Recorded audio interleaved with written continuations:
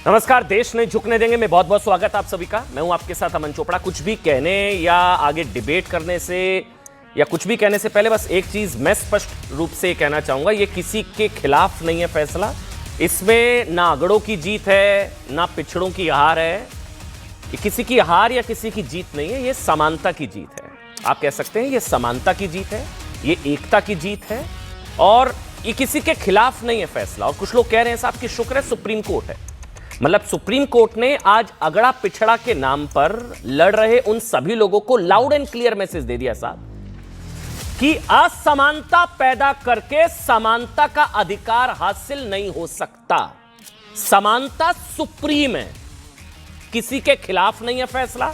ना अगड़ों की जीत है ना पिछड़ों की हार है। अगड़ा पिछड़ा कुछ नहीं, सब एक है और यह समानता की जीत है। कानून की नजर में सब बराबर है, कोई भेदभाव नहीं। मतलब एक वर्ग से भेदभाव रोकने के नाम पर दूसरे वर्ग से भेदभाव नहीं किया जा सकता। और जो शुरुआत से हम लोग भी कह रहे हैं, हर कोई कह रहा था कि मिसयूज हो सकता है, मिसयूज हो सकता है, दुरुपयोग हो सकता है। कोर्ट ने भी ये कहा कि हां दुरुपयोग हो सकता है। सुप्रीम कोर्ट का फैसला मैं 10 बार बोलूंगा, नागड़ों की जीत है। ये मिठाइयों वगैरह ठीक है अपनी जगह, ये कोई नागड़ों की जीत ना पिछड़ों की हार, ये समानता की जीत है, ये एकता की जीत है, आज संविधान की जीत है। आज सुप्रीम कोर्ट ने भेदभाव रोकने के नाम पर यूजीसी के उन भेदभाव वाले नियमों पर रोक लगा दी जिन्हें लेकर 13 जनवरी से हिंदू समाज के मतलब अगड़ों और पिछड़ों को कुछ लोग लड़ा भी रहे थे। मैं तो शुरुआत से कह रहा था लड़ाई वाला मुद्दा ही नहीं है साहब, ये क्या आपस में सब एक है। कुछ लोग तोड़ने की कोशिश कर रहे थे। सुप्रीम कोर्ट ने यूजीसी के नए नियमों पर स्टे लगा दिया है, स्टे लगा दिया है और ये नियम समाज को विभाजन की ओर ढकेल सकते हैं। ये कहा कोर्ट ने कहा अगर कोर्ट हस्तक्षेप नहीं कर सकता तो समाज बंट सकता था, उस पर गहरा प्रभाव पड़ेगा। सर्वोच्च अदालत सुप्रीम कोर्ट ने भी कहा कि देश के शिक्षण संस्थानों में भारत की एकता दिखनी चाहिए और जिन यूनिवर्सिटीज में छात्र साथ पढ़ते हैं साथ रहते हैं वहां समाज को अच्छा ठीक। मेरे साथ विष्णु जो है वो इस मामले में याचिका करता वो जुड़ गए, मुझे अभी अभी बताया जा रहा है। विष्णु शंकर जैन जिनकी याचिका थी, विष्णु भाई बहुत बहुत स्वागत। और मेरे साथ चंद्रशेखर जो कि आजाद समाज पार्टी से हैं, सांसद हैं, एमपी हैं। चंद्रशेखर जी आपका स्वागत। विष्णु भाई आपका पहले तो आप ही से सवाल, विष्णु आप ही ने लड़ाई लड़ी है और आप जो शुरुआत से कह रहे थे वही बात सुप्रीम कोर्ट ने कही लगभग। विष्णु देखिए, अभी तो सुप्रीम कोर्ट ने फिलहाल इस कानून पर रोक लगा दी है। इस मामले की अगली सुनवाई अब 19 मार्च को है। सुप्रीम कोर्ट ने केंद्र सरकार को इस मामले में नोटिस जारी किया है। जो पूर्व मैटर चल रहा था उससे इस मामले को कनेक्ट किया है, तय किया है, सब साथ में सुने जाएंगे और फिर 19 मार्च को देखा जाएगा जब केंद्र सरकार का जवाब आ जाएगा कि किस तरह से मामला आगे रूप लेगा। मतलब क्या होगा आगे, क्या होगा विष्णु? अगर आप जितने भी लोग अभी जिन्होंने टीवी सेट ऑन किया है एक बार उनके लिए समझाइए अब आगे क्या होगा, इसका क्या मतलब है, आगे क्या होगा विष्णु? देखिए, बिल्कुल आप आज कोर्ट की हियरिंग के दौरान कोर्ट ने कहा कि इस समय हम उस दौर में हैं जहां पे इंटरकास्ट मैरिजेस हो रही है। आज हम उस दौर में हैं, कोर्ट ने कहा कि जहां पे कोर्ट ने स्वयं में कहा कि हॉस्टल्स में सारे लोग हर वर्ग के साथ समान रहते थे। यहाँ पे हॉस्टल्स में एक वर्ग रहेगा एक वर्ग नहीं रहेगा, हॉस्टल्स में भेदभाव हो, ये बड़ी नई चीज देखी जा रही है। जिस तरह से कास्ट बेस्ड डिस्क्रिमिनेशन को डिफाइन किया गया, इससे समाज में और विभाजन होगा। और जो सुप्रीम कोर्ट इस मामले को पिछले 2019 से मॉनिटर कर रहा था इस पूरे मसले को, उसमें कोर्ट की हमेशा मंशा थी कि ये caste based discrimination total eliminate हो सोसाइटी से। तभी कोर्ट की मंशा नहीं थी कि एक ऐसा सिस्टम डेवलप किया जाए जिससे कास्ट बेस्ड डिस्क्रिमिनेशन और बढ़े सोसाइटी में। और प्राइमा फेसाई कोर्ट को ये नियम देखने के बाद ऐसा लगा कि इससे कास्ट बेस्ड डिस्क्रिमिनेशन समाज में और बढ़ेगा और इसीलिए सुप्रीम कोर्ट ने इस मामले पर रोक लगाई। नहीं बहुत सारी बातें एक मिनट मुझे एक मिनट दीजिए। चंद्रशेखर जी आप तो कह रहे थे कि सरकार यूजीसी के नियमों को वापस लेकर दिखाए, नहीं लेने देंगे। सरकार तो नहीं, सुप्रीम कोर्ट ने यूजीसी के नियमों पर रोक लगा दी। देखिए, मैं आपके को स्पष्ट कर दूं कुछ चीजें। मैं मानता हूं, मैं यूजीसी की गाइडलाइन के साथ खड़ा था जी।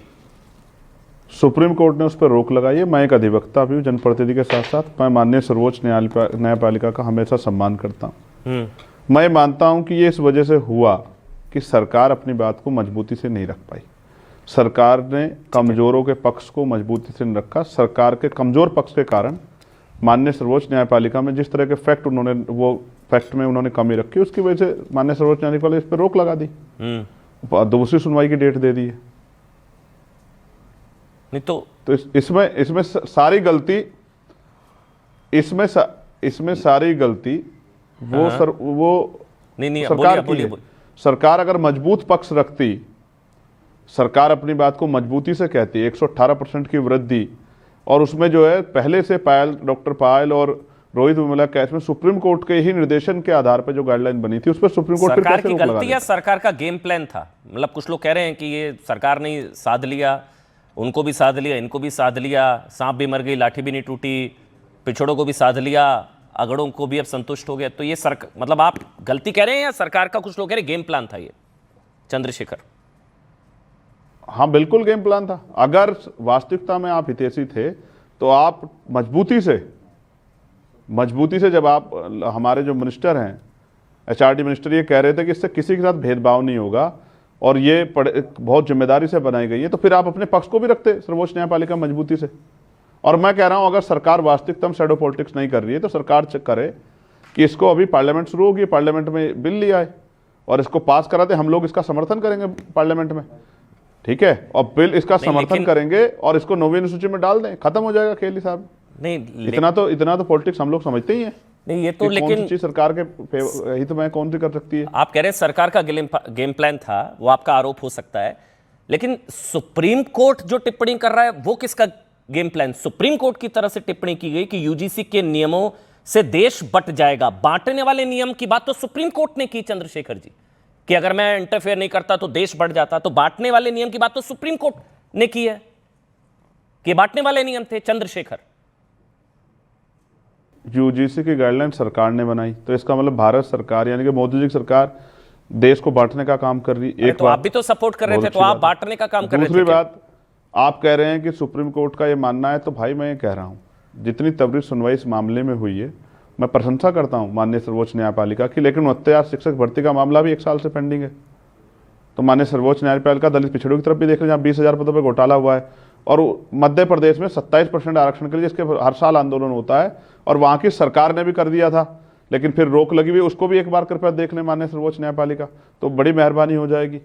मैं माननीय सर्वोच्च न्यायपालिका के ऊपर कोई सवाल नहीं खड़ा कर रहा हूँ, मैं मानता हूँ अच्छी बात है, उनके ऊपर जिम्मेदारी है उनके ऊपर कि वो देश ना बंटने दें, लेकिन अगर सरकार बांटने का काम कर रही है तो उनकी जिम्मेदारी है कि वो सरकार को संभालें, सरकार पर निगरानी करे। लेकिन जितनी त्वरिता इस बार दिखाई गई है, लेकिन चंद्रशेखर जी आपको भी मानना पड़ेगा ना कि फिर बांटने वाले नियम थे, ये 1 साल से पेंडिंग पड़े में। मैं कह रहा हूं ये आपको भी मानना पड़ेगा कि फिर ये बांटने वाले नियम थे, क्योंकि भाई अब ये तो सुप्रीम कोर्ट की टिप्पणी है। एक और टिप्पणी है वो, जिसका भी विष्णु से भी मैंने सवाल लिया, जाति विहीन। सुप्रीम कोर्ट ने कहा कि भारत 75 साल की संवैधानिक प्रगति के बावजूद जाति विहीन समाज की ओर बढ़ने के बजाय पिछड़ेपन की दिशा में बढ़ रहा है। ये सबने कहा कि भी समाज के 2 बच्चे हैं, दोनों बच्चों का ख्याल रखना है। ये मनोज मुंतशिर ने कहा कि एक बच्चे को खुश करने के लिए दूसरे बच्चे को थप्पड़ नहीं मार सकते हैं। भारत की एकता मतलब ये तो दोनों भाई है ना, दोनों भाइयों को इक्वल अपॉर्चुनिटी मिलनी चाहिए। नहीं चंद्रशेखर जी, एग्री कौन ना कर रहा है? हर भारतीय भाई भाई है, लेकिन जब भारतीय समाज में जिस तरह का भेदभाव है, मैं मानता सुप्रीम कोर्ट, अगर सुप्रीम कोर्ट को चिंता है देश की अखंडता की, तो सुप्रीम कोर्ट ऑर्डर करे ना कि जातिहीन समाज बनेगा। सरकार की जिम्मेदारी होगी कि वो इसी सेशन में जातिहीन समाज बना के तो हमारी जिम्मेदारी जातियों के आधार पे जो है जो भेदभाव, कोर्ट के ऑर्डर से जातिहीन समाज थोड़ी ना बनता है चंद्रशेखर जी। सुप्रीम कोर्ट कर सकता है ना, ये तो मैं आप जानते हैं ना अमन जी, कर सकता है ना। अरे चंद्रशेखर जी, सुप्रीम कोर्ट के ऑर्डर से थोड़ी ना जाति विहीन समाज बन जाएगा। वो तो हम सबकी जिम्मेदारी है कि हम इस तरह के भेदभाव वाले नियमों का विरोध करें, समानता के नाम पर जो भेदभाव का भय पैदा करते हैं। और वो सेक्शन विष्णु शंकर, वो 3C था ना जिसका बार बार जिक्र कर रहे थे विष्णु भाई, ये 3C सेक्शन था कि एक वर्ग को विलन और एक वर्ग को विक्टिम जांच से पहले मान लिया गया। वही 3C था विष्णु शंकर जैन। बिल्कुल एग्जैक्टली और यही बात जो मैं आपके सामने रख रहा हूं, कल भी रखी थी आपके सामने, यही बात सुप्रीम कोर्ट के समक्ष भी रखी गई कि जब 3E है, अमन भाई इस बात को जरा अप्रिशिएट करिएगा, जब क्लॉज 3E था जिसमें हर तरह का डिस्क्रिमिनेशन डिफाइंड था, तो 3C की क्या जरूरत थी? क्योंकि 3C में आपने समाज को 2 वर्गों में बांट दिया। आपने कहा कि एक आदमी ऑपरेसर होगा और दूसरा व्यक्ति ऑपरेस्ड होगा। अगर किसी भी तरह का कास्ट बेस्ड डिस्क्रिमिनेशन होगा तो वो सिर्फ और सिर्फ SC ST और OBC के खिलाफ होगा, ये जो वर्डिंग्स थी, ठीक बात। इससे इस पूरे कानून की नियत, इस पूरे कानून की मंशा पे सवाल उठते थे, इस पूरे जो स्ट्रक्चर है उस पे सवाल उठते थे। और इन्हीं सारे आधारों पे हमने सुप्रीम कोर्ट के सामने आर्टिकल 14 के क्लियर वायलेशन का मसला रखा, क्योंकि आर्टिकल 14 का मूलभूत सिद्धांत है that it must have a reasonable nexus with the object sought to be achieved. अगर आप क्लास लेजिस्लेशन ला रहे हैं, Yes. किसी को एक्सक्लूड कर रहे हैं, तो उसका कोई पर्पस होना चाहिए, और यहाँ पे कोई पर्पस, कोई मकसद यहाँ पे नहीं तो एक और क्लैरिफिकेशन चिंता थी ना, मैं एक एक सवाल बस लूंगा, उसके बाद मैं पैनल पर जाऊंगा। बस एक एक सवाल विष्णु भाई आपसे भी, लेकिन पहले चंद्रशेखर एक आखिरी सवाल। एक ये था कि इस नियमों से सामान्य वर्ग के लोगों में एक डर था, भय था कि उन्हें झूठा फंसाया जा सकता है, क्योंकि फर्जी शिकायत होने पर दंडात्मक कार्रवाई का प्रावधान नहीं था। आप इस बात का समर्थन करते हैं कि कोई अगर फर्जी शिकायत उसको ऐसे ही छोड़ दिया जाए? चंद्रशेखर। मैं बिल्कुल इस बात को समर्थन नहीं करता कि सारे ही स्वर्ण जाति के बच्चे वो अपराधी हो सकते हैं या इस तरह का अपराध कर सकते हैं, मैं नहीं मानता। लेकिन आप मुझे बताओ, क्या आपके पास 10 ऐसे केसेज हैं जिसमें माना जाए कि SC ST या OBC के बच्चे ने स्वर्ण जाति के किसी बच्चे का जाति के आधार पे उसके साथ भेदभाव किया हो, ऊंच नीच किया हो, अपमानित किया हो, गाली दी हो? अगर आपके पास कोई आंकड़ा हो हायर एजुकेशन सेंटर का तो आप मुझे बताओ। जिनको प्रोटेक्शन की आवश्यकता उन्हीं को तो प्रोटेक्शन मिलेगी ना। जो पहले से, एक आदमी पहले से सुरक्षा में है, गोली मेरे ऊपर चली तो मुझे सुरक्षा मिली, जिसके जो पहले से सुरक्षा में है, चीफ मिनिस्टर सुरक्षा में है, प्राइम मिनिस्टर सुरक्षा में है, होम मिनिस्टर सुरक्षा में है, अगर उनको आप ये कहें कि भाई चंद्रशेखर को सुरक्षा क्यों दे दी गई, चंद्रशेखर को अगर चंद्रशेखर पे हमला होगा, चंद्रशेखर को अगर गोली मारी जाएगी तो सुरक्षा चंद्रशेखर को मिलेगी ना। चंद्रशेखर को अधिकार होगा ना कि भाई वो अपनी पीड़ा को रख दे। मैं कह रहा हूं जिनके साथ शोषण हो रहा है उन्हीं को तो प्रोटेक्शन मिलना है ना भाई। प्रोटेक्शन किसको मिलना चाहिए? चंद्रशेखर जी आपकी बात सही हो सकती है, लेकिन कानून ये फर्क नहीं करता। कानून और संविधान सहमति अभी तो नहीं, मैं कह रहा हूं कानून और संविधान समानता की बात करता है, वो जातिगत भेदभाव नहीं कर सकता। हम ये पहले ही नहीं मानकर चल सकते कि सवर्णों और जनरल कास्ट के साथ तो भेदभाव होगा ही नहीं, और विलन जनरल कास्ट होगा वही भेदभाव करेगा, और उसके साथ हम पहले नहीं मानकर चल सकते। मैं ये समझने की कोशिश और समझाने की भी कोशिश, विष्णु, यही फर्जी शिकायतों को लेकर कोई सेफ्टी नेट नहीं था, इसको लेकर कुछ कोर्ट में हुआ? बस एक आखिरी सवाल, कुछ हुआ कोर्ट के अंदर फर्जी शिकायतों पर कोई सेफ्टी नेट कि कोई फर्जी शिकायत कर दे बाद में पता लगे झूठी थी, वो भी प्रावधान नहीं था, उसको लेकर कुछ बात हुई कोर्ट में? बस एक आखिरी सवाल जल्दी से विष्णु। पूरी हियरिंग में ये सारी चीजें इम्बाइब थी, ऐसा नहीं है। पूरे टोटलिटी में आज की हियरिंग को हमें देखना पड़ेगा, पर अभी अल्टीमेटली जब माननीय सुप्रीम कोर्ट इस मामले पे पूरी गाइडलाइंस पे ही रोक लगा रहा है, तो इसका मतलब है प्राइम फेसी कोर्ट इस रेगुलेशंस को देख के सेटिस्फाइड नहीं है, इसके स्ट्रक्चर को देख के सेटिस्फाइड नहीं है, कोर्ट के जो पूर्व के आदेश थे उसको एक अप्लाई नहीं करा था, इसलिए इस पे रोक लगाई गई। ठीक है, शुक्रिया आप दोनों का, शुक्रिया। इश्करण मेरे साथ जुड़ेंगे, लेकिन विष्णु भाई आपका धन्यवाद। चंद्रशेखर जी आपने समय निकाला, धन्यवाद। मेरे साथ दुष्यंत तांकर यहाँ स्टूडियो में हैं, पॉलिटिकल एनालिस्ट हैं। दुष्यंत भाई स्वागत है आपका। स्वामी चक्रपाणी महाराज हैं, नेशनल प्रेसिडेंट हैं संत महासभा के, और प्रियंका भारती जी हैं, आरजेडी की स्पोक्स पर्सन है। आप सबका स्वागत। प्रियंका, मैं आपसे सबसे पहले शुरुआत कर रहा हूं। आप तो सुप्रीम कोर्ट ने रोक लगा दी है प्रियंका जी, और सुप्रीम कोर्ट ने माना है कि दुरुपयोग हो सकता था, जो शुरुआत से बात कही जा रही थी। प्रियंका जी, सुप्रीम कोर्ट ने स्टे लगाया है जी, ऑर्डर नहीं है फाइनल, इसलिए मेरा पूरा भरोसा है कि देश की बहुसंख्यक आबादी के साथ अन्याय नहीं होगा। लेकिन कुछ चिंताएं भी हैं बहुजनों को, वो चिंताएं इमर्ज होती हैं पूर्व के फैसलों को देखते हुए। जैसे मैं बिहार का ही हवाला दे दूं आपको, तो तेजस्वी जी के नेतृत्व में कास्ट बेस्ड सर्वे हुआ था बिहार में, जिसके बाद दलितों का, पिछड़ों का, अति पिछड़ों का, आदिवासियों का रिजर्वेशन बढ़ाया गया था। और तेजस्वी जी लगातार मांग कर रहे थे कि उसको संविधान की 9वीं अनुसूची में शामिल किया जाए ताकि उसको कोई हाथ ना लगाए, लेकिन अंत में उसको रोक दिया गया पटना हाईकोर्ट के द्वारा, इसलिए वो डर पैदा करता है। दूसरा, मैं संविधान का सबसे पहला amendment, first amendment of constitution 1951 के बारे में आपको बता रही हूँ। दोराई राजन केस, जिसमें मद्रास सरकार ने फैसला लिया था कि SC ST और वीकर सेक्शंस के लिए कुछ सीटें एजुकेशन इंस्टीट्यूशंस में रिजर्व्ड होंगी, आरक्षित होंगी। उसके बाद सुप्रीम कोर्ट ने उस फैसले को खारिज कर दिया। फिर क्या हुआ कि देश देश जागा, देश अपनी लड़ाई लड़ा, और अंत में जाकर के संविधान में एक अमेंडमेंट आया सेक्शन 15(4), और ये सुनिश्चित किया गया कि जो वीकर सेक्शंस हैं, एससी एसटी, उनको न्याय मिलेगा। तो जो देश का सबसे पहला एससी एसटी और वीकर सेक्शंस के साथ अन्याय हुआ था आजाद भारत में, वो फैसला सुप्रीम कोर्ट से आया था। पर हमें पता है कि न्याय होगा, बिल्कुल होगा, सही बात है। आदिवासियों को न्याय एक मिलेगा। चीज है बस, मैं कह रहा हूं ये सारी दलीलें कोर्ट में भी दी गई होंगी, और आपसे और मेरे से ज्यादा माननीय सर्वोच्च अदालत को सारी रूलिंग्स के बारे में पता होगा, सारे सेक्शंस के बारे में पता होगा, संविधान के बारे में आपसे मेरे से ज्यादा बेहतर सुप्रीम कोर्ट जानता होगा। बस मैं एक क्योंकि मेरे साथ इश्करण भंडारी भी जुड़ चुके हैं, लेकिन अब कोर्ट पर तो भरोसा है, कोर्ट इंसाफ करेगा, क्योंकि कोर्ट तय करेगा नियम मान्य है या नहीं। कोर्ट पर तो भरोसा है क्योंकि कोर्ट ने बोला मिसयूज हो सकता है, सुप्रीम कोर्ट ने बोला, कोर्ट ने बोला कि समाज को बांटने वाला, कोर्ट ने बोला है कि हम पिछड़ेपन की तरफ नहीं जा सकते।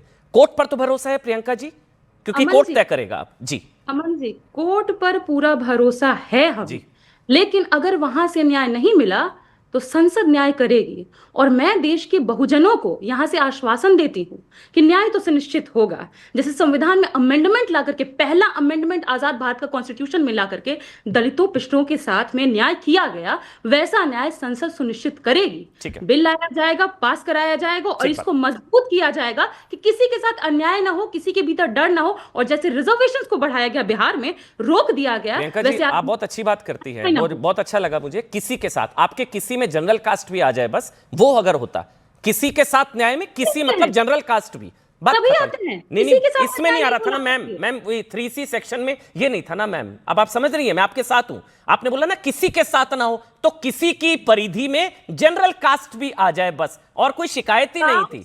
डिस्क्रिमिनेशन में नहीं आ सकते हैं ना, डिस्क्रिमिनेशन में SC ST OBC के साथ कास्ट डिस्क्रिमिनेशन। लेकिन आर्टिकल न्यायालय की बात कर रहे हैं, समझाएंगे ये, ठीक है एक मिनट। न्यायालय की जब आप बात कर रहे हैं, काश भारत सरकार अपना पक्ष मजबूती के साथ रखती तो शायद फैसला कुछ और होता, पर मन में अगर खोट हो तो दिख ही जाता है जो होना होता है। चलिए इश्करण भंडारी, मन में खोट, फैसला ढंग से पक्ष नहीं रखा गया सरकार का, ये चंद्रशेखर ने भी कहा, ये प्रियंका भी कह रही है। बोलिए अब आप, मन में खोट और सरकार मिली हुई, सरकार का गेम प्लान और पक्ष ठीक से नहीं रखा गया, ये तीन चीजें हैं। इश्करण सिंह भंडारी।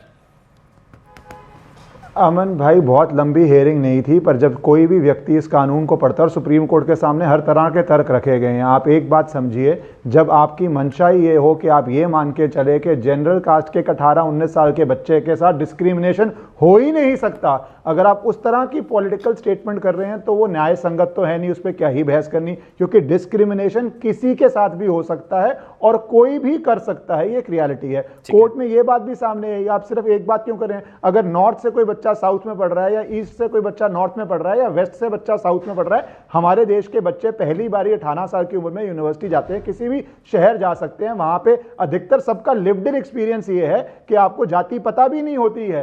बट उस डिस्क्रिमिनेशन का क्या होगा?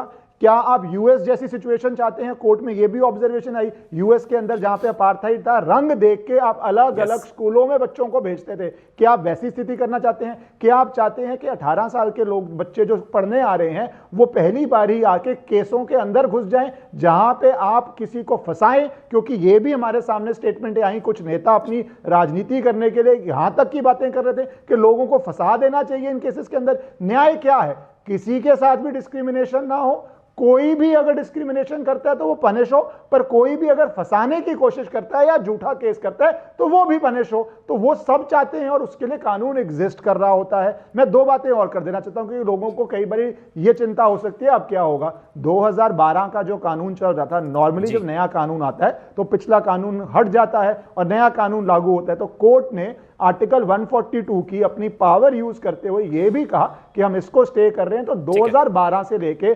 2026 तक जो जनवरी तक कानून चल रहा था वो अभी भी लागू है। तो कोर्ट ने पूरी बातों को बैलेंस किया है कि अगर कोई डिस्क्रिमिनेशन फेस कर रहा है तो वो अभी भी उसके ऊपर जो, और मेरे ख्याल से सबसे इंपॉर्टेंट चीज, ये इंपॉर्टेंट बात, सबसे इंपॉर्टेंट चीज जो शायद कही है प्रियंका, आप, मैं दुष्यंत जी आपकी इजाजत है 30 सेकंड और प्रियंका को समय दे रहा हूं। जो कोर्ट ने सबसे इंपॉर्टेंट चाहिए कि जाति विहीन समाज की ओर बढ़ने का टाइम है अब तो, ये सुप्रीम कोर्ट ने कहा है, मैं नहीं कह रहा हूं कि 75 साल की संवैधानिक, एक मिनट में सवाल कंप्लीट कर लूं मैम, 75 साल की संवैधानिक प्रगति के बावजूद जाति विहीन समाज की ओर बढ़ने के बजाय पिछड़ेपन की दिशा में हम जा रहे हैं, कि ये नियम पिछड़ेपन की तरफ ले जाने वाले थे, नंबर 1। नंबर 2, भारत की एकता उसके शिक्षण संस्थानों में दिखनी चाहिए, यानी कि सुप्रीम कोर्ट ने माना ये नियम भारत की एकता को खंड खंड करने वाले थे। नंबर 3, सुप्रीम कोर्ट ने जो बोला कि छात्रों को पहचान के आधार पर बांटना नहीं चाहिए, यानी कि छात्रों का विभाजन करने वाले थे ये नियम मैम सुप्रीम कोर्ट ने बोला है। प्रियंका जी, इसी देश के सुप्रीम कोर्ट ने वही दोराई राजन केस में कहा था कि रिजर्वेशंस जो SC ST वीकर सेक्शंस को मिल रहा है वो आर्टिकल 14 को ब्रीच करेगा, तब अमेंडमेंट लाया गया था। दूसरी बात, जब आप पूछ रहे थे कोई गेम प्लान तो नहीं है, कोर्ट पर तो भरोसा है ना प्रियंका जी। मैं तो बार बार कह रही हूँ है, और अगर वहां से न्याय नहीं मिलेगा तो सदन न्याय करेगी, संसद न्याय करेगी। पर एक बात, जब आप गेम प्लान की बात कर रहे थे, मुझे निशिकांत दुबे जी का ट्वीट याद आया। अगर आप चाहते हैं तो आप चाहें तो उसको चलवा भी सकते हैं। उन्होंने कहा, जैसा मैंने कहा कोर्ट ने वैसा ही किया, तो क्या यह मिलीभगत नहीं थी? और तीसरी बात, जब आप कहते हैं खंड खंड करना, बिल्कुल जो प्रोटेस्टर्स थे ना, वो देश की यूनिटी को खंड खंड कर रहे थे। जब वो पिछड़े तबके के बारे में, तेली समुदाय के बारे में ये कह रहे थे, तेली समुदाय का चेहरा देखने से दिन खराब हो जाता है, वो खंड खंड कर रहे थे। जब किसी की चुटिया उखाड़ ली जाती है, वो लोग खंड खंड करते हैं। जब किसी को पेशाब से शुद्धिकरण किया जाता है, वो खंड खंड करते हैं। और ऐसे लोगों पर कड़ी कार्रवाई होनी चाहिए। इसलिए प्रोटेस्टर्स कौन इसके खिलाफ है? कौन इसके खिलाफ है? मैं आपके साथ हूं, बिल्कुल होनी चाहिए ऐसी कार्रवाई। आप बिल्कुल ठीक कह रही हैं, होनी चाहिए ऐसे लोगों पर कार्रवाई, बिल्कुल आप ठीक कह रही हैं। लेकिन ऐसी फबतियां, ऐसे ताने तो जनरल कास्ट को भी दिए जाते हैं ना मैम, उनको भी तो कवच चाहिए। संविधान तो सबके लिए बराबर है ना, सबके लिए बराबर है। तो उनको तो आप उस चीज को समझिए जो सेक्शन था ना मैम, आप भी मानेंगे इस चीज को, कानून संविधान सबके लिए बराबर है, समानता की बात करता है। तो फिर उसमें उस परिधि से जनरल कास्ट को बाहर नहीं किया जा सकता, बस चैप्टर क्लोज। तो वही किया हुआ था ना 3C सेक्शन में, 3C। अमन जी, अब एक मिनट, जब मामला इक्विटी कमेटी में जाता, वहां विकलांग लोग भी थे, अमन भाई, वहां महिलाएं भी थी, महिलाओं की जाति होती है। वो इक्विटी कमिटी से पहले ही एक मिनट ये मानकर चला गया था महिलाएं भी होती हैं, कि भेदभाव सिर्फ SC ST OBC के साथ और करने वाला सिर्फ जनरल कास्ट, जनरल कैटेगरी का होगा। हम ये पहले ही मानकर कैसे चल सकते हैं? एक मिनट, आप इश्करण बोलेंगे, उसके बाद उषा नागर। मैम ठीक है, आप क्या ये मानते हैं कि जो जजमेंट देने वाली इक्विटी कमेटी विकलांग थे, वो विकलांग सिर्फ दलित, पिछड़े, आदिवासी विकलांग होते हैं? एक मिनट, ठीक है, एक मिनट, इश्करण बोलिए, फिर दुष्यंत जी आ रहा हूं और अमन भाई, हाँ प्लीज। ये आपकी डिबेट पे सबसे जरूरी बात ये है, हमें पहले न्याय की परिभाषा तो डिसाइड करनी चाहिए। अगर आप एक आंख बंद करके कहें कि किसी एक समुदाय के खिलाफ भेदभाव हो रहा है और कहीं दूसरे के खिलाफ हो ही नहीं सकता, कितने उदाहरण दिए जा सकते हैं जहां पे ब्राह्मण, बनिया, राजपूत के लिए किस किस तरह के नारे चलते हैं, बोलना नहीं चाहता। किस किस तरह कुछ यूनिवर्सिटी की दीवारों पे लिखा रहता है, बोलना नहीं चाहता। किस किस तरह कहां पे क्या क्या अत्याचार हो, मैं बोलना नहीं चाहता हूं, वो सब डॉक्यूमेंटेड है।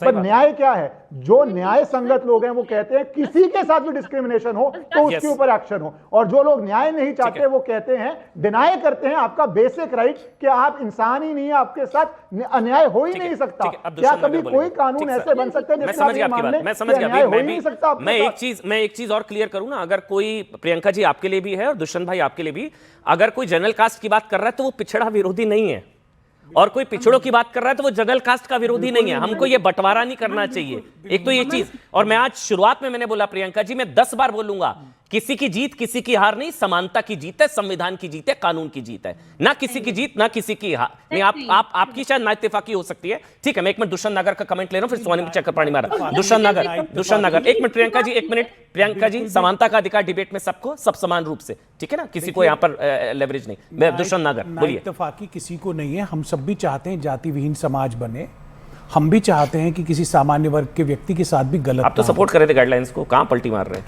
नहीं, सपोर्ट गाइडलाइंस को भी करेंगे, लेकिन पिछड़े, दलित, आदिवासी जो कमजोर वर्ग से आते हैं उनके साथ जो अत्याचार हो रहा है उस पर भी कोई परमानेंट रोक लगनी चाहिए। माननीय न्यायालय ने कह दिया जाति विहीन समाज बने, तो सरकार को, हमको, आपको, सबको जाति विहीन समाज बनाने के लिए, और स्वामी जी को कोई रोड मैप तो रखना चाहिए, भाई ऐसे बनाओ जाति विहीन समाज, उस पर कुछ कार्य करो, उस पर कुछ आगे बढ़ो। सिर्फ अच्छी अच्छी बातें करने से तो नहीं हो जाता। ये तो आप पर भी लागू होता है, अच्छी नहीं, जलेबी मत बताइए सीधा। ये सुप्रीम कोर्ट का फैसला अच्छा, सुप्रीम कोर्ट का फैसला सही है नहीं? सुप्रीम कोर्ट के फैसले से पहले सुप्रीम कोर्ट का फैसला सही या नहीं? अरे सर सही है, कोई बुराई नहीं है, ठीक है। यानी कि यूजीसी की गाइडलाइंस खराब थी, यूजीसी की गाइडलाइंस पे भी चर्चा होगी, लेकिन मैं पूछ रहा हूं, एक ही चीज हो सकती है ना, या तो सुप्रीम कोर्ट का फैसला सही या यूजीसी की गाइडलाइन सही, आप किस तरफ है?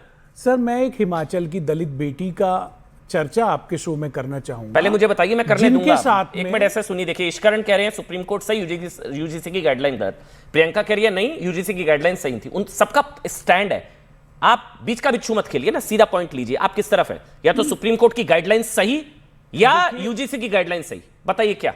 देखिए यूजीसी की जो गाइडलाइंस बनी, हाँ, वो भी सुप्रीम कोर्ट के आदेश के बाद अरे ही वो बनी। सही थी या नहीं? नहीं, वो घुमाते हैं, उसके लिए जलेबी किसने बनाते हैं। कहा? भैया, सुप्रीम कोर्ट जलेबी का आप ही फैसला बना सही सकते या हो। नहीं? मुझे जलेबी नहीं सुप्रीम बनानी कोर्ट का क्या? फैसला सही या नहीं? सुप्रीम कोर्ट का फैसला विरोधाभासी है। सुप्रीम हाँ, कोर्ट ही कह रहा है विरोधाभासी कि है, ठीक है। आप यूजीसी गाइडलाइंस बनाओ, और जब गाइडलाइन बनी तो आपने उनको रोक दिया। आपने बहुत ये बड़ी बड़ी सुप्रीम कोर्ट बातें ने रख नहीं दी। कहा था। नहीं गलत, लेकिन- ये फिर आपको गलत नहीं, जानकारी सुन है। लीजिए। सुप्रीम कोर्ट ने गाइडलाइन बनाने के लिए बोला था, ये नहीं बोला था कि इसकी परिधि से जनरल कास्ट को बाहर कर दो। सर ये सुप्रीम कोर्ट ने नहीं कहा था। तो सरकार ये सुप्रीम बना कोर्ट दो ने नहीं ना। कहा था कि फर्जी केस पाए जाने पर दंडात्मक कार्रवाई का प्रावधान ना हो। अरे तो सर किसकी सरकार बनाएगी? ईश्वरन जी की तो ये सरकार ही सुप्रीम तो कोर्ट ने बनाएगी। नहीं कहा था, ये बीजेपी क्लियर की कर रहा हूं। सरकार ही तो बनाएगी। अच्छा, सुप्रीम कोर्ट की निशिकांत दुबे जी की सरकार विरोधाभासी तो है? बनाएगी। सुप्रीम कोर्ट का फैसला विरोधाभासी है? देखिए, एक मिनट, सबको इश्करण। संरक्षण का अधिकार है। ईबीसी के लोग, जो सामान्य वर्ग के लोग हैं, बहुत से विषम परिस्थितियों में हैं, उनको भी संरक्षण मिलना चाहिए। लेकिन दलित ओबीसी के साथ में रोहित वेमुला से लगा के गढ़वी तक की जो घटनाएं ठीक हैं, है। उनको नजरअंदाज नहीं किया जा सकता। कोई कर ही नहीं रहा है।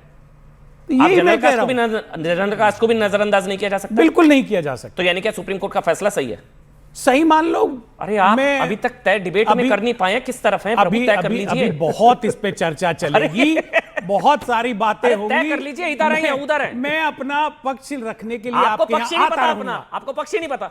ठीक है, ना पता, लेकिन मैं जो कह रहा हूं मैं उस पे स्थिर तो हूं। मतलब सबको, पिछड़ों को भी न्याय मिले, बिल्कुल ठीक बात, लेकिन अगड़ों के साथ अन्याय की कीमत पर नहीं। ठीक, बिल्कुल नहीं मिलना तो चाहिए। यानी कि सुप्रीम कोर्ट की गाइडलाइंस में खामी थी। ठीक, ठीक है, जो आप मान रहे हैं, आपकी विवेचना अपनी जगह है। अरे मेरी नहीं, आपकी विवेचना की है मैं। हाँ, यूजीसी की गाइडलाइन, यूजीसी की मेरी गाइडलाइन। विवेचना में ये स्पष्ट है ठीक है, कि किसी भी सामान्य वर्ग के व्यक्ति को झूठा नहीं फंसाया जाना चाहिए। बहुत बढ़िया। और सामान्य वर्ग का कोई, ईबीसी वर्ग का कोई व्यक्ति, ठीक है, अगर उसके साथ भी नाइंसाफी होती है तो उसको भी कानून में संरक्षण मिलना चाहिए। बहुत बढ़िया, तालियां। यही तो बात सुप्रीम कोर्ट ने बोली है, यानी कि आप सुप्रीम कोर्ट के अब फैसले के आप- साथ हैं। अब बहुत अच्छी बात, मान मैं तो लो वही साथ बता- हैं यही तो बात साथ सुप्रीम हैं। कोर्ट ने बोली है। दुष्यंत जो भाई, सही मजा आ है, गया आज सही आपसे।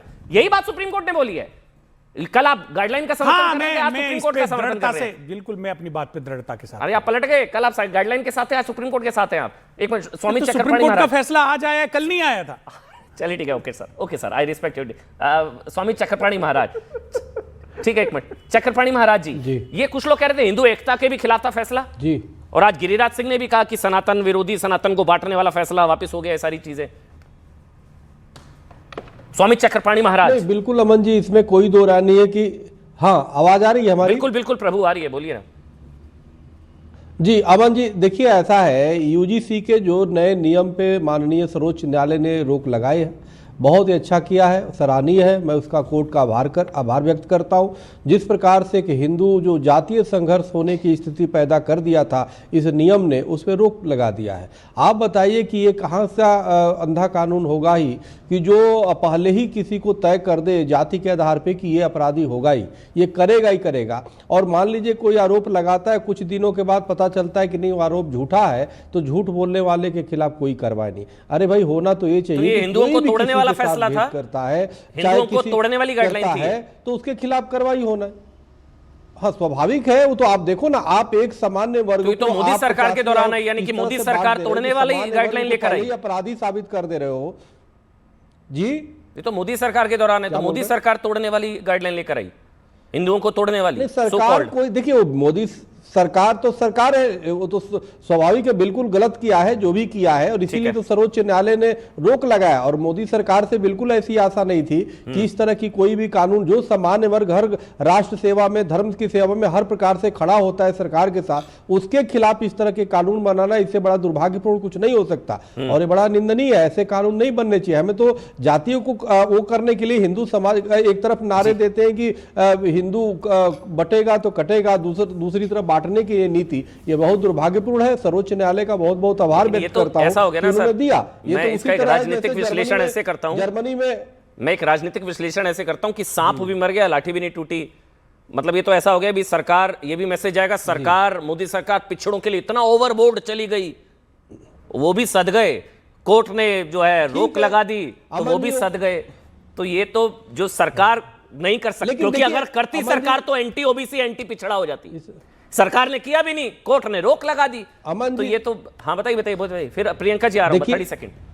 देखिए समाज हमारी, अब समाज जो है जाति से बहुत ऊपर जा चुका है। आप देखेंगे कुछ राजनीतिक लोग हैं भले करते हो, लेकिन आप कहीं भी हमारे किसी आश्रम में आता है कोई जाति कोई किसी से थोड़े पूछता है। साधुओं में आप जाएंगे कोई जाति थोड़े पूछता है, कहीं भी कोई जाता है कोई वो थोड़े करता है। लेकिन जब आप जानबूझ करके छात्रों में ही विभाजित कर रहे हैं तो देश और राष्ट्र की क्या क्या कार्य करेगा। मान लीजिए कोई ईर्ष्या से, द्वेष से या किसी इंटेंशन में वो किसी पे आरोप लगा दे और उसका जीवन बर्बाद हो जाए, तो ये बात ठीक नहीं है। सबके लिए एक समान होने चाहिए कानून और संविधान का भी।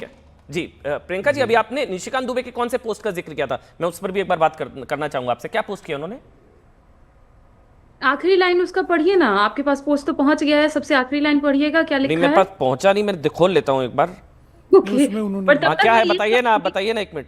अब मैं ये कहूंगी कि महाराज जी जो यहाँ बैठे हैं, महाराज जी को जरा कहिए हिंदू एकता आवाहन करें देश से, और इस कहें कि दलितों और पिछड़ों और आदिवासियों में अंतर, मतलब सवर्णों में, मतलब जितने भी हैं हम लोग जाति, हिंदू में, हिंदू धर्म में सबके बीच अंतर जातीय विवाह का आह्वान करें, और चारों पीठों के जो शंकराचार्य हैं उसमें दलित पिछड़े सभी को स्थान दें, हर जगह मंदिरों में दलितों को स्थान दें। जैसे कभी एक पिछड़े समुदाय से आने वाले मुख्यमंत्री के मंदिर जाने के बाद मंदिर ढोया गया, वैसा कभी ना हो। भाई आप सनातनी होंगी तभी तो मंदिर में स्थान मिलेगा, जब पूजा पाठ करेंगी, देवी देवता के बारे में जानोगी तभी तो होगा ना। नहीं आप बताओ, देश के राष्ट्रपति नहीं अमन जी, जब देश के राष्ट्रपति पद पे हमारे एसटी समाज के हैं, आप देश के प्रधानमंत्री हमारे ओबीसी समाज के हैं, देश के इंटरकास्ट मैरिज हाँ ठीक है हो रही है, ये तो इंटरकास्ट मैरिज में वो तो हो रही है, होनी चाहिए। सामान्य क्या प्रॉब्लम है भाई हमें इसमें? बैठाओ, अंतर्जातीय ये तो कोई विवाह बात पे नहीं है ना। महाराज से पूछिएगा एक बार। अच्छा महाराज जी बता दीजिए, इंटरकास्ट में हाँ होना चाहिए, जो करना है वो करता ही है बस भाई। बस हमारे बस सनातन धर्म में कोई किसी को रोक नहीं है, और किसके नहीं होता है, कहाँ कोई अरे ये रोकता क्या बात है। हुई भाई? आप ये बोल दीजिए कि फर्जी केस वालों पर कार्रवाई होनी चाहिए। ये करना चाहिए महाराज जी। हाँ इंटरकास्ट मैरिज हो, जिसको करना करे। आपको तो मैं मान रही हूँ, मैं महाराज जी से पूछ रही हूँ। महाराज जी जरा कहिए एक बार, अंतर्जातीय विवाह पूरे देश भर में होना चाहिए। अरे चाहिए क्यों भाई, जबरदस्ती थोड़ी ना कर देंगे, जिसको करना है करे। कहिए, अरे जिसको करना है करे, जबरदस्ती थोड़ी ना हाथ पकड़ के शादी करा देंगे। हिंदू एकता बनी रहे। अरे बिल्कुल, क्या छोड़िए, चलिए एक मिनट, इश्करण आखिरी 30 सेकंड, एक मिनट रुकिए भाई। मैं कह रहा हूं जिसको जिससे शादी करनी है करे, कोई हाथ पकड़ के थोड़ी ना शादी करा देंगे। नहीं इंटरकास्ट करनी है, प्रियंका ने बोली है, क्या बात होती है? Ishkaran 30 second please. अमन जी दो बातें। हाँ दो बातें। सर 10 इस सेकंड है। देश में मुझे पता नहीं, अगर आपने सिर्फ राजनीतिक चश्मा ना पहना हो तो इंटरकास्ट मैरिजेस रोज हो रही हैं, रोज कोर्ट में लोग आते हैं, वायरल बात रोज रौनक के डाइवोर्स साथ। शुक्रिया सर, माफी के साथ वायरल बात रौनक के साथ।